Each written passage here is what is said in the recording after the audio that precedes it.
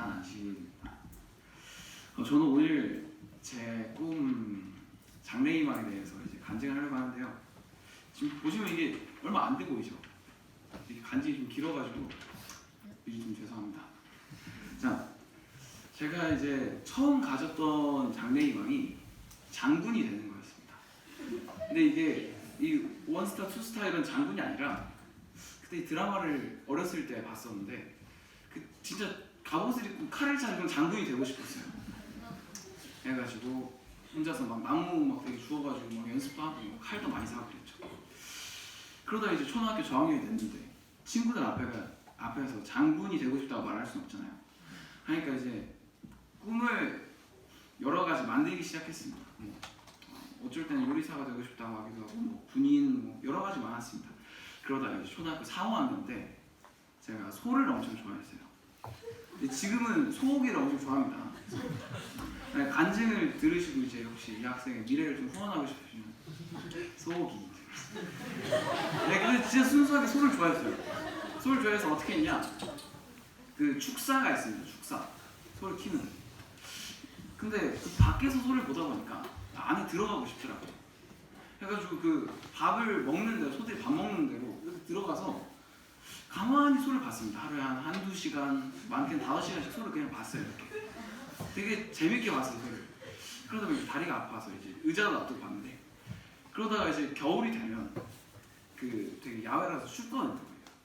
송아지들 째라고 난로를 설치했거든요. 근데 이제 그 앞에 제가 앉아가지고 또 소를 봤어요. 저 분명히 송아지랑 같이 있고 싶었는데 송아지가 저를 피하고 도망가더라고요. 계속 들어갈 때마다. 그래서 소를 좋아하니까 난 수의사가 돼야 되겠다 하고 수의사라는 꿈을 가졌어요. 어떻게 되는지는 모르고 일단 소를 좋아하니까. 그러다가 한 1, 2년 정도 소를 계속 좋아했는데 나중에는 이 소를 봐도 좀 재미가 없더라고요. 재미가 없고 약간 뭐라 그래야 되지? 그때부터 소고기에 약간 눈이 떠졌습니다. 그때 그랬는데 초등학교 이제 6학년이 돼서는 뭐 울산 현대중공업이 좋다 그래서 이제 거기 갈까 생각을 하다가 너무 어렵더라고요. 공부를 너무 많이 해야 됐다. 그래서 그때부터 알았습니다. 좀 쉬운 직업을 가져야 되겠다 했는데 와일드댄스에 와서 이제 제가 갖고 싶게 된 직업이 되게 좋은 직업이었어요. 뭐였냐면은 이제 나 이거 되고 싶어 하면 사람들이 다 칭찬해 주는 거예요. 그래. 목사님이에요.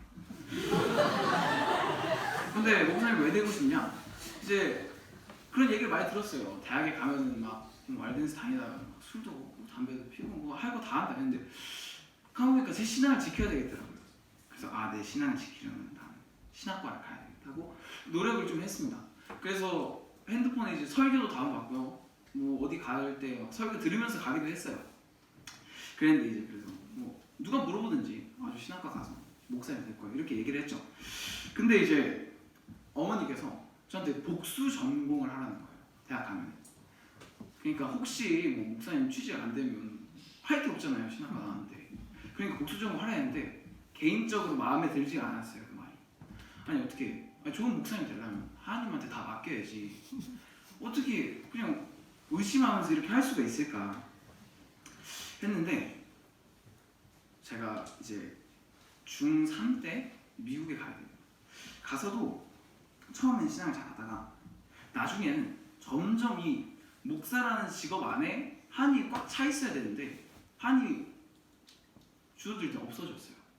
그러니까 이제 그때도 누가 직업 뭐 되고 싶어 하고 물어보면은 목사님 되고 싶다고 말은 하는데 이유가 이거예요. 그래, 남자가 뚝심이 있지. 목사님 한 번 하기로 했으니까 계속 해야지. 이러면서 목사님 해야 되겠다 이런 생각. 나 말 잘하니까. 그래 앞에 가면 내 적성에 맞는 직업이네. 그래서 미래에 대한 기대를 하고 있었어요. 어디를 가면 고3이 되면 신학과에 가서 뭘 배우면 신앙심이 좋아져서 좋은 목사님이 되겠지. 방통부에서 첫 시험을 치기 전까지 이런 꿈이 있었습니다. 신학과 가서 공부 못해서 왔다는 소리 안 들으려면 수석은 해야 되겠다. 신학과 수석하려고 물어보니까 내신 1.5 안으로 끊으래요. 시험 치면 안 되는 거예요. 약간 기분이 좋았습니다. 어차피 안 되네 신학과 수석 못할 거면 신학과 왜 가? 약간 이렇게 생각이 바뀌면서 신학과에 대해서 약간 꿈을 접었어요. 조금 접었습니다. 조금.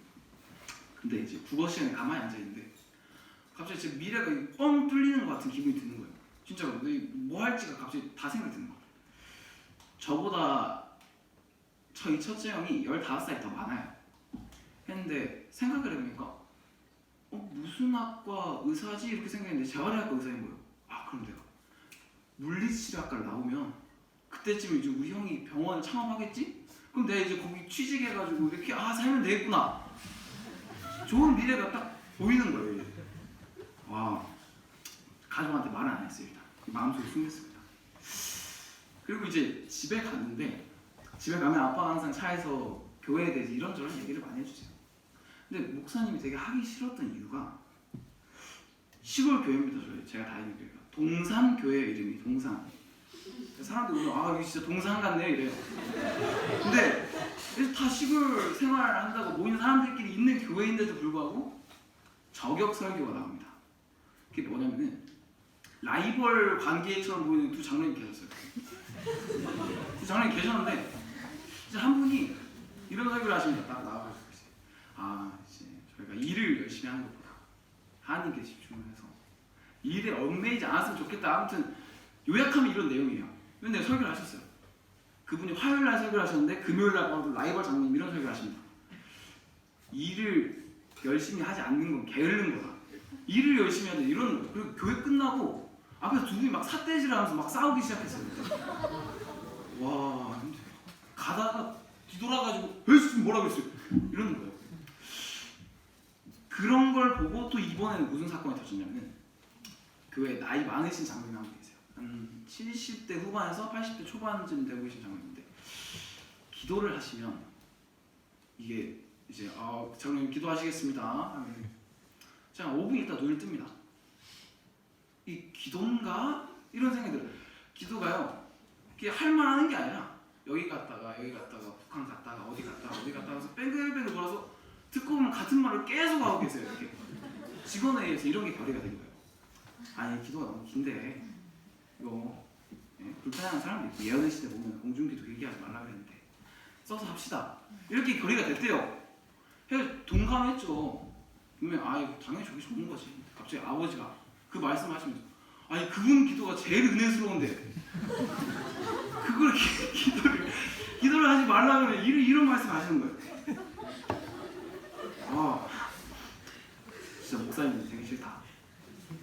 근데 저런 교회 가면 어떨까? 만약에 나중에 열심히 해가지고 막 목사님 되는데 교회 갔더니 막 이 목사님이 이것 때문에 싫고 목사님이 중립을 지켜야지 하면서 막 그런 말들이 되게 많습니다. 해가지고 진짜 목사님은 나를 위한 직업이 아니다 이렇게 생각을 했어요. 제가 어머니께 말씀을 드렸습니다. 어머니, 아무리 제가 생각을 해보니까 이제 그 물리치료학과가 좀 괜찮은 것 같아요. 또 갑자기 신학과를 가기로 정했는데 그 꿈이 그렇게 쉽게 바뀌면 되냐고 하면서 뭐 여러 말씀을 하시는 거예요. 물리치료학과 전망 그런 얘기까지 하시면서 속으로 들으면서 약간 그랬습니다. 아니 신학과는 가면 복수 전공하라고 할 거면서 그냥 안전하게 물리치료학과 간다는데 이렇게 생각을 했어요. 그래서 마음속으로 이렇게 신학과 절대 안 간다. 내 길이 아니다. 이렇게 생각을 했는데 왈데스에 와서 이제 할 게 없더라고 오후 시간에. 근데 마침 오전인지 오후인지 모르게 용준이 형이 있었어요. 가서 물어봤어요. 형 왜 신앙을 해야 돼요? 아니 왜 신학과에 가요? 이 말을 했는데 쉽게 설명해 주더라고요. 개미가 이렇게 집이 있고 그 안으로 많은 개미들이 들락날락 하는데 이제 만약에 설교자를 한 마리 개미라고 치면은 이제 알리는 거예요. 곧 그리로 물이 쏟아져서 다 죽을 거예요. 아무것도 남지 않아요. 그러니까 빨리 나오라 이거예요. 그렇게 말하는 개미가 이게 목사라는 그런 말인데 생각해보니까 제가 그 개미 같더라고요. 하늘을 보는 게 아니라 그렇죠. 하늘을 보는 게 아니라 계속 그 땅속으로 점점 깊이 내려가면서 정작 해야 할 건 하지 않고 거기에 물이 쏟아져야라는 말 나중에 쏟아지겠죠. 이러면서 스스로 계속 그 굴 속으로 들어가고 있던 거예요. 거기를 어차피 떠날 곳이라고 생각해야 되는데 미련을 버리지 못한 거죠. 그러다가 이제 마시멜로 실험이 생각났습니다. 그게 뭐냐면요. 3살에서 5살 정도 되는 아기는 아니죠. 어린이들을 데려다 놓고 앞에다 마시멜로 하나를 놔둬요. 그런 다음에 15분 동안 그 이제 선생님 나가 계신단 말이에요. 이걸 먹지 않을 마시멜로 2개를 주겠다 이거예요. 근데 먹은 아이들하고 안 먹은 아이들하고 15년 뒤로 조사해보니까 그걸 바로 먹은 애들은 나중에 막 마약 중독이나 사람들과 관계도 좋지 않죠. 근데 안 먹은 아이들이 나중에 커가지고 학업 성적도 우수하고요. 대인관계도 좋았다 이거예요. 제가 그 마시멜로를 먹으려고 하는 것 같은 그 느낌이 있었습니다. 앞에 일어날 더 미래에 있을 일은 생각하지 않고요. 그 지금 땅에 초점을 맞추고 살아갔던 거예요. 그래서 이렇게 생각했습니다. 아, 내가 지금 이렇게 물리치료학과 바라볼 게 아니라 목표를 하늘로 설정을 해야 되겠구나 이렇게 생각을 했어요. 그래서 오늘 이렇게 간증을 마치면서 여러분들도 목표를 하늘을 잡으셔서 같이 하늘 가셨으면 좋겠습니다. 마치겠습니다. 감사합니다.